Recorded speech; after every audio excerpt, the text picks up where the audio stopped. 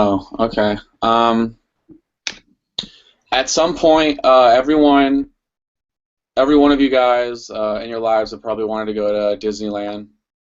You know, when you're a little kid, you think, it's the coolest place in the world, and when you grow up, you appreciate what Walt Disney did, to make his dream come true. Um, Today, I'm going to give you information on Disneyland, the history, what goes on around the park, and finally some tips to make your visit to Disneyland more enjoyable. Using these 3 points, I'm going to inform you about the happiest place on Earth. Walt Disney first got the idea for his theme park when he was taking his daughters on a merry-go-round. He had an idea for a place where grown-ups and children can both have fun. It wasn't until a couple years later that he actually started, thinking about it and getting his ideas down. Many people wanted to visit the Walt Disney Studios where he was working on animations, but he believed the studio itself had little to offer for guests. When the park was first,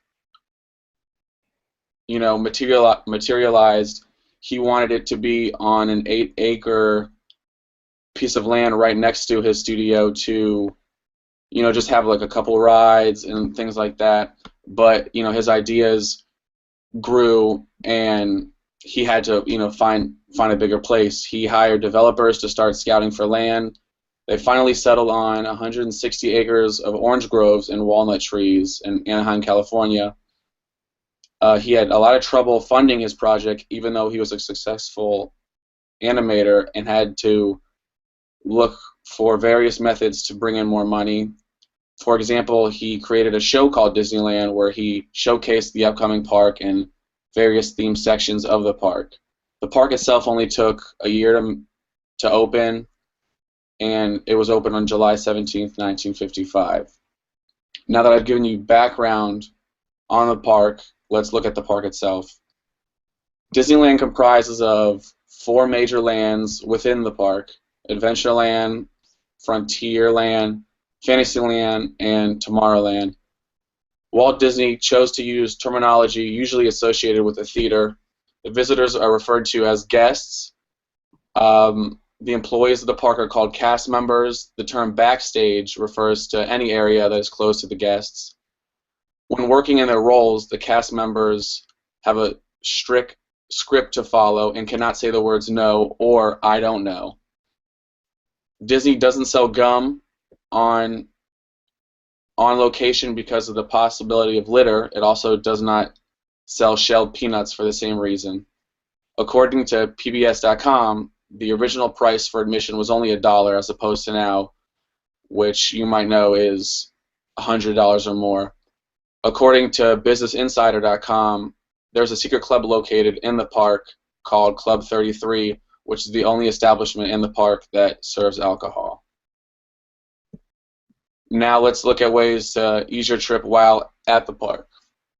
There are a couple tips to make your trip easier because they apply to both Disneyland and Disney World's Magic Kingdom.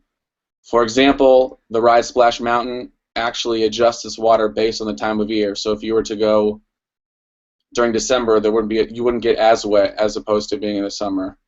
Some lines in the park have the option to go left or right. According to Guff.com, you should veer to the left because most people are right-handed and will naturally go right.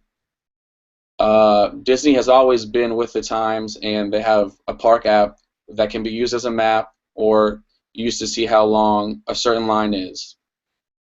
In review, we looked at the making of the park itself, and some tips to make the day at Disneyland less stressful.